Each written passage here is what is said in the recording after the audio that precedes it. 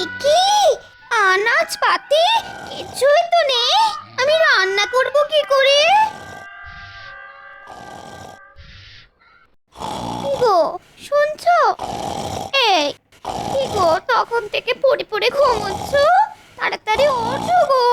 হ্যাঁ, কে কে? আরে আমি গো, আমি তোমার অভাগিনী স্ত্রী। বাড়িতে যে রান্না করার জন্য একটাও আনাজপাতি নেই, সে খেয়াল তোমার আছে? এই মরেছে, যে কটা টাকা পয়সা ছিল সবই তো কালকে বটা ঘটাকে বকশিস দিয়েছি। এখন কি হবে? শোনো, এমনিতেই মাসের শেষ, তার ওপর গোপালের জ্বালায় উপরি রোজগার সব বন্ধ হয়ে গেছে। তুমি চাল ডাল যা আছে তাই রান্না করো, এখন বাজার করতে যেতে পারবো না। ওসব আমি শুনবো না। সামনে জগন্নাথ দেবের রথযাত্রা, তুমি এখন বাজার যাবে, শাকসবজি মাছ আনবে, যাও। তারপর শাড়ির দোকানে যাবে, আমার জন্য একটা সুন্দর দেখে শাড়ি নিয়ে আসবে। রথের দিন ওই শাড়ি পরে বিকেলে ঘুরতে বের হবো।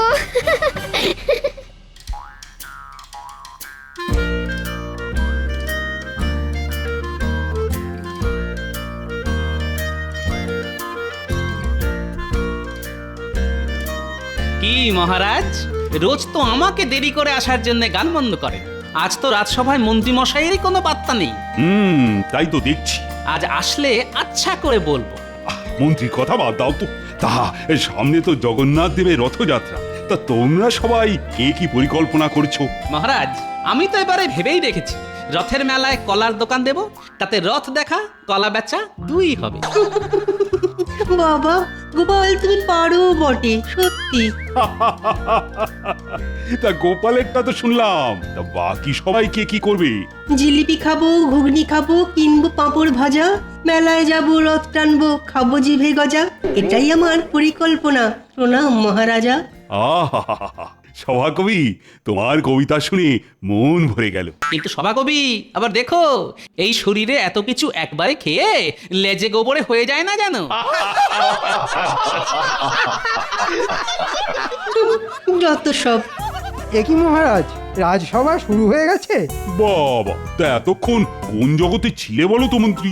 আর বলবেন না মহারাজ, মাসের শেষ, হাতে টাকা নেই, ঘরে আনাজপত্র কিচ্ছু নেই, তার উপর গিন্নির বায়না সামনে রথযাত্রার আগে ভালো শাড়ি কিনে দিতে হবে।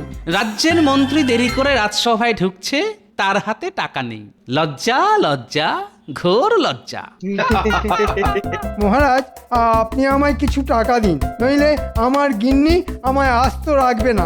না না না, ওসব টাকা পয়সা আমি দিতে পারবো না। সামনে জগন্নাথ দেবের রথযাত্রা, অনেক খরচা আছে। তোমায় এখন অতিরিক্ত টাকা আমি কিছুতেই দিতে পারবো না। মহারাজ, মানুষের মধ্যেই তো জগন্নাথ দেব ভগবান বিরাজ করেন।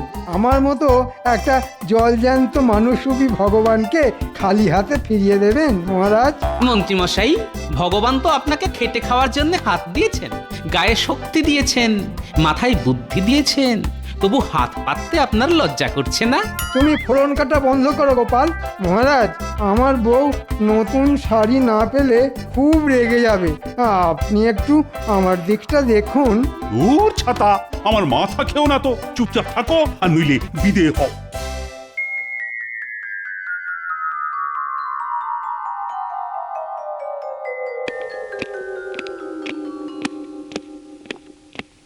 কি গো, হাত খালি কেন? বাজার কোথায়? বাজার কিভাবে আনবো গিন্নি, টাকাই তো নেই। মহারাজের কাছে কত করে চাইলাম, ভাবলাম মহারাজ কিছু টাকা পয়সা দেবেন, কিন্তু বেটা গোপাল এমন ফোড়ন কাটলো, আমার কোনো কথাই মহারাজ কানে নিলেন না।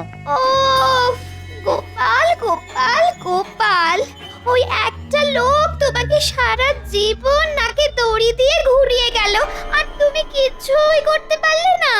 বলছি, তুমি কি কিছু করছো নাকি সারাদিন না খেয়েই থাকতে হবে? ওই ভাত তো বসিয়েছি। ঠিক আছে গিন্নি, আজকে তাই খেয়ে নি, কালকে থেকে আর এরকম কষ্ট হবে না। কালকে থেকে মন্ত্রী নয়, রাজার হালেই থাকবে। হঠাৎ করে তোমার কি হলো গো? কোনো গুপ্তধনের কথা মাথায় এলো নাকি? সেসব তুমি কালকেই জানতে পারবে। আমি হলাম এ রাজ্যের মন্ত্রী, মাথার পোকা নড়লে পরে হয়ে উঠি ষড়যন্ত্রী।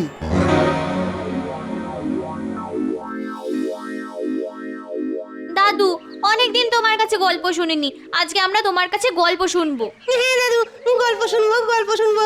আচ্ছা ঠিক আছে ঠিক আছে, বল কি গল্প শুনবি বল।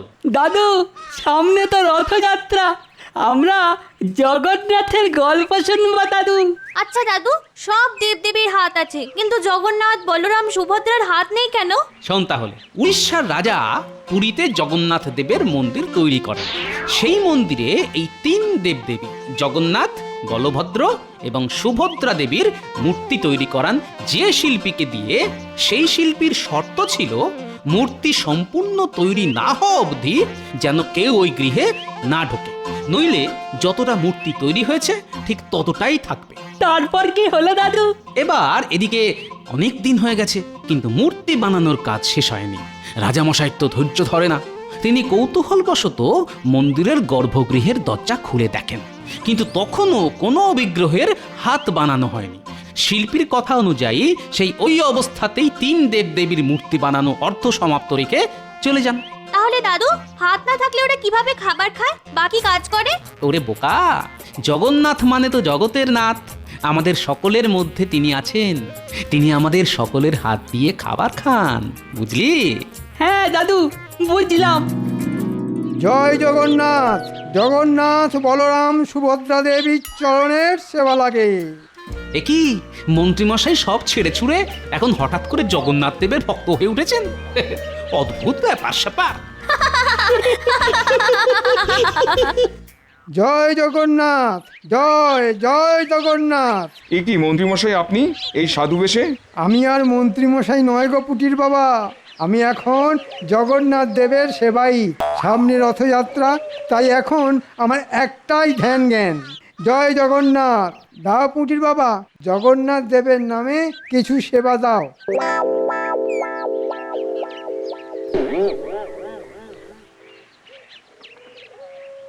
এ কি পুঁটির মা, শুধু এইটুকু? যিনি জগতের নাথ জগন্নাথ, তার কি এইটুকু চাল সবজিতে পেট ভরবে পুঁটির মা? কিন্তু আমাদের তো এইটুকুই সামর্থ্য মন্ত্রীমশাই। আরে ঈশ্বরের নামে যত দেবে ঈশ্বরের কাছ থেকে তত পাবে। আমাদের তো আর দেওয়ার মতো কিছুই নেই মন্ত্রীমশাই। চাষাবাদে কোনো রকমের দিন চলে, থাকার মধ্যে আমার ওই 1.5 বিঘা জমি, ব্যাস। আরে পুঁটির বাবা, ওটাই দিয়ে দাও।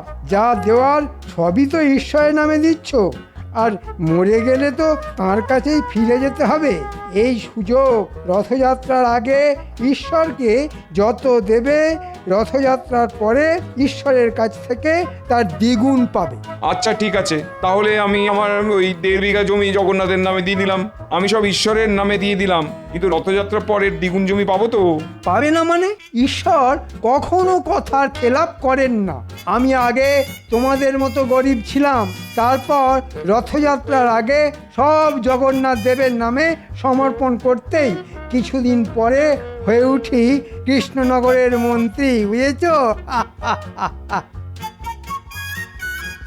নাও, আমি কাগজপত্র নিয়ে এসেছি, একেবারে টিপ স্বাক্ষর দিয়ে লিখে দাও, সব জগন্নাথ দেবের নামে দিয়ে দিলে।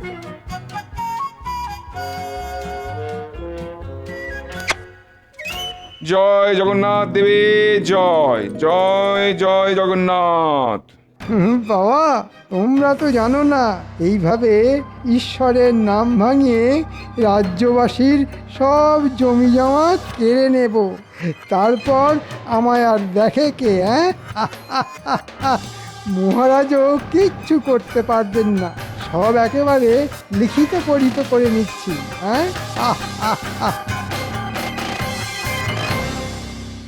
শোনো, প্রতিবারের মতো এবারেও রথযাত্রার দিন রাজবাড়ির প্রাঙ্গণে মেলার আয়োজন করা হবে। তোমরা সবাই সপরিবারে হাজির থাকবে কিন্তু।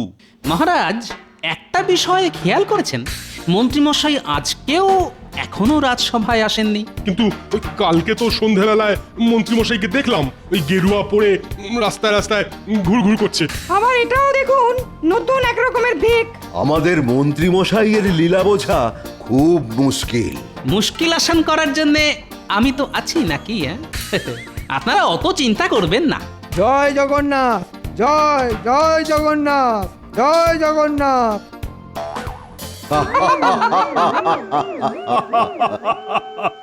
কি মন্ত্রী, তুমি কি বেশে এসেছো? সামনে জগন্নাথ দেবের রথযাত্রা, আমি ওনার সেবাই। আমাকে নিয়ে পরিহাস করবেন না মহারাজ। দুদিনের যোগী ভাতেরে বলে অন্ন, মন্ত্রী মশাইয়ের ভেক দেখে রাজসভা আজ ধন্য। মুখ সামলে কথা বলো গোপাল। মহারাজ, আপনাকে শুধু একটা কথা বলতেলাম, আমি রথযাত্রা অবধি রাজসভায় আসতে পারবো না। বুঝতেই পারছেন, এই জগন্নাথ দেবের সেবায় ব্যস্ত থাকবো। হ্যাঁ,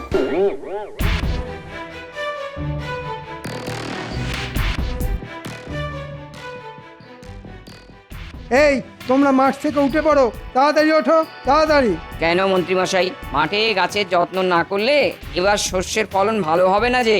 সেসব তোমাকে দেখতে হবে না, যা দেখার আমি দেখবো। কি বলছেন আপনি? আমরা কাজ না করলে জমির মালিক রেগে যাবে না? শোনো, এই জমির মালিক এখন স্বয়ং পরমেশ্বর জগন্নাথ দেব, আর আমি ওনার সেবাই। তাই যা দেখার আমি দেখব।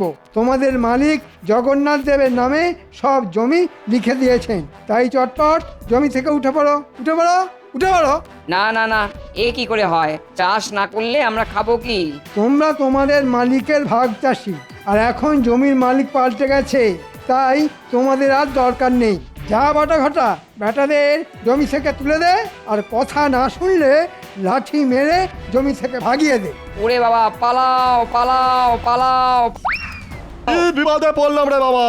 যা লোকের তাই জগন্নাথের, আর যা জগন্নাথের তাই আমার। হ্যাঁ,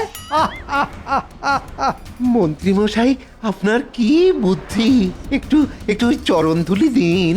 ওরে, ভেজা জমিতে দাঁড়িয়ে থেকে পায়ে কাদা লেগেছে, একটু শুকিয়ে যাক, ঠিক ধুলো করে দিয়ে দেব।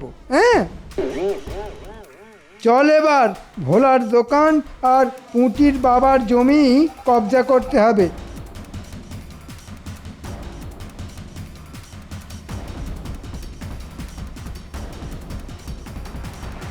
ও গোপাল দাদা, গোপাল দাদা! বাড়িতে আছো?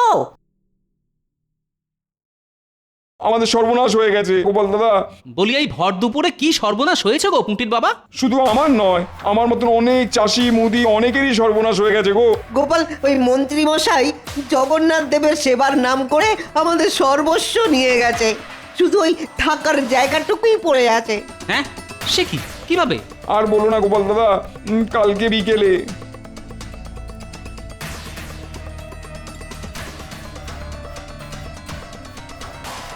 এ কি কাণ্ড! তোমরা এতটাই বোকা, মন্ত্রী চাইলো আর দিয়ে দিলে? দূর, আমরা কিভাবে বুঝবো? মন্ত্রী মশাই তো আর নিজের জন্য চাইনি, চেয়েছে ওই জগন্নাথ দেবের সেবার জন্য। আর এখন নিজেই আমার দোকান, ওই পুটির বাবার জমি, আরো অনেকের জমি ওই লাঠিয়ালদের দিয়ে দখল করে রেখেছে। ঠিক আছে, ঠিক আছে, কালকে সকালে রাজসভায় তোমরা এসো, আমি দেখছি কি ব্যবস্থা নেওয়া যায়। আচ্ছা গোপাল দাদা, তোমার এইটুকু আশ্বাসই যথেষ্ট। আমরা কালকে তাহলে রাজসভাতেই আসবো।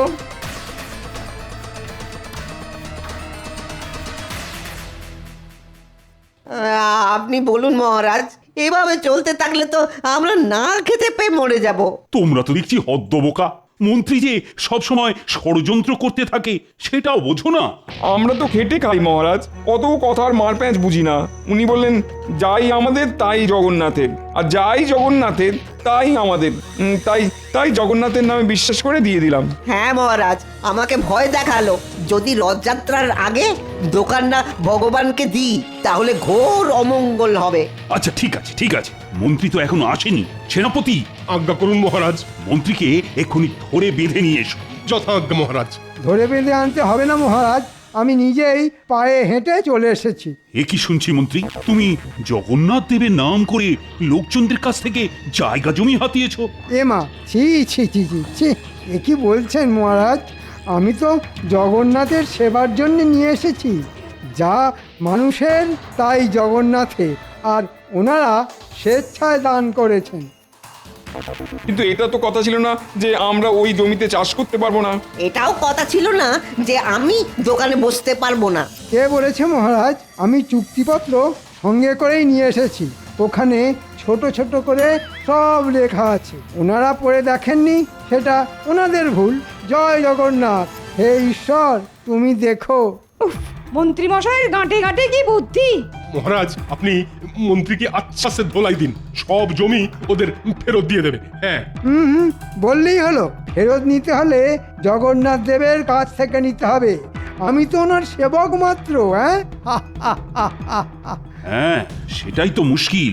মন্ত্রী তো আর নিজের নামে চাইনি যে চাপ দিয়ে ফেরত নেব, কিন্তু ভগবানের কাছ থেকে কিভাবে ফেরত চাইবো? আমি আসি মহারাজ, সামনে রথ, আমার অনেক কাজ আছে। জয় জগন্নাথ, জয় জগন্নাথ।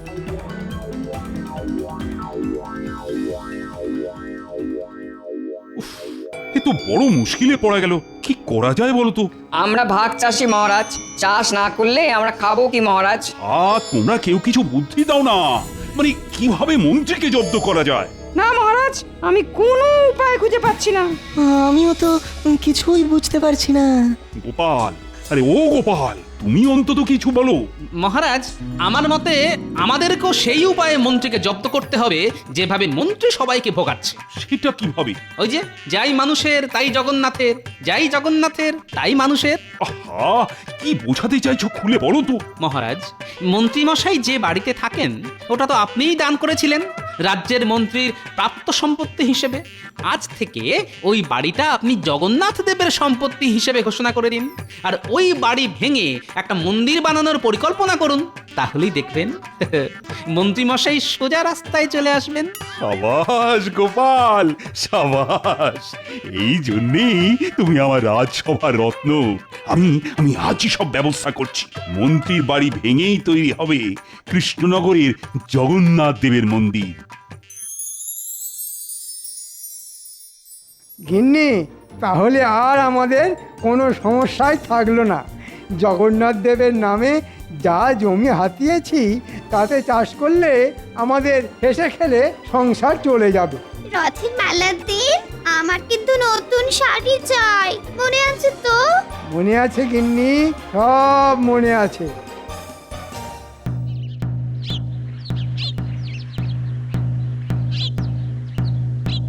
শোনো শোনো শোনো, একটি বিশেষ ঘোষণা। আজ থেকে আমাদের রাজ্যের মন্ত্রীমশাইয়ের বাড়ি জগন্নাথ দেবের সম্পত্তি হিসেবে ঘোষণা করা হলো। এখানে মন্ত্রীমশাইয়ের বাড়ি ভেঙে জগন্নাথ দেবের মন্দির তৈরি হবে। শোনো শোনো শোনো। কি আমি কি শুনলাম?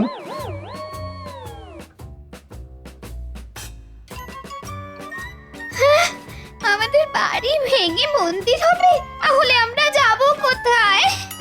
কেন? রাস্তায় রাস্তায় ঘুরবেন, গাছতলায় বসবেন, আকাশের মতো অত বড় ছাদ পাবেন। এই বাড়ি আর কি হবে? চটপট বাড়ি থেকে বেরিয়ে পড়ো। এই বাড়ি ভেঙে মন্দির হবে। তোমাকে তো এটা আমি মন্ত্রীর প্রাপ্য হিসেবে দান করেছিলাম। আজ থেকে তোমার মন্ত্রী পদ কেড়ে নিলাম, আর বাড়িটাও জগন্নাথ দেবের নামে লিখে দিলাম। যাই মন্ত্রীর তাই জগন্নাথের, যাই জগন্নাথের তাই মন্ত্রীর। আর হ্যাঁ মহারাজ, মন্ত্রী মশাই তো ওই চাষিদের জমি ভোলার দোকান জগন্নাথ দেবের নাম করে নিয়েছেন। তাহলে ওই জমি তো জগন্নাথ দেব নিজে পাহারা দেবেন। মন্ত্রী মশাইয়ের লাঠিয়ালদের সরে যেতে বলুন। হ্যাঁ মন্ত্রী, এটা আমি ভেবে দেখিনি। তোমার তো কিছু নয়, যার নামে জমি নিয়েছো তাকেই নিজে এসে জমি পাহারা দিতে বলো। তোমাকে যেন তার ত্রিসীমানায় না দেখি, নইলে আজ বাড়ি ছাড়া করেছি, কালকে রাজ্য ছাড়া করব। মহারাজ, ভুল হয়ে গেছে মহারাজ, ক্ষমা করুন, ক্ষমা করুন। এই সব দানপত্র আপনি নিয়ে যান, আমার বাড়ি আমাকে ফেরত দিয়ে দিন। যাই জগন্নাথের তাই মানুষের। চলুন মহারাজ। ক্ষমা ক্ষমা আমি তোমায় করব না মন্ত্রী। তুমি তোমার দোষের শাস্তি ভোগ করো। প্রহরী, বাড়িতে যা জিনিসপত্র আছে সব সব বাইরে বের করে দাও। হায় হায় হায়, আমাদের কি সর্বনাশ হলো গো! বলো জয় জগন্নাথ দেব কি জয় জয় বলভদ্র দেব কি জয় জয় সুভদ্রা মাই কি জয় আসছে বছর আবার হবে রথযাত্রা হবে সব তোমার জন্য হয়েছে সব তোমার উল্টো পাল্টা বুদ্ধির জন্য আজ আমরা পথে বসে গেছি একটা বাড়ি ছিল সেটাও আর নেই কি ব্যাপার প্রাক্তন মন্ত্রী এখানে গাছতলায় বসে আছো? মহারাজ আমার ভুল হয়ে গেছে, এই আপনার হাতে পায়ে ধরছি মহারাজ, আপনি আমায় দয়া করুন মহারাজ, আমার বাড়ি ফিরিয়ে দিন মহারাজ, আমি এরকম ভুল আর কোনো দিন করবো না মহারাজ, কোনো দিন করবো না।